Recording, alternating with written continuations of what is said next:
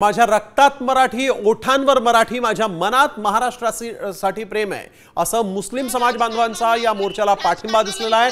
समाजांमध्ये भ्रम निर्माण करण्याचा सरकारचा अजेंडा असल्याचा आरोप या मुलीने या ठिकाणी मोर्चामध्ये केलेला आहे।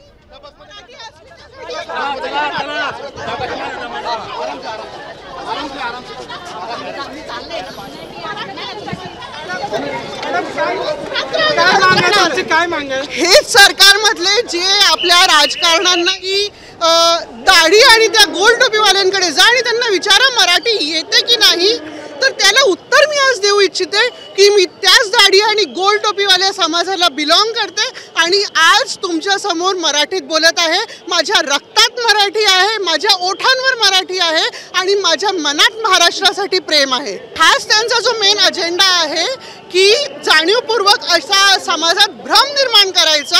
खरं म्हणजे हा जो आंदोलन आहे, हा मराठी मोर्चा आहे, हा कधीही मराठी विरुद्ध अमराठी असा नव्हता, हा कधीही महाराष्ट्र विरुद्ध इतर प्रांत असा नव्हता। याला राजकारण्यांनी आपल्या ज्या राजकीय पोळ्या आहेत त्या भाजण्यासाठी वेगळा रंग दिला आहे।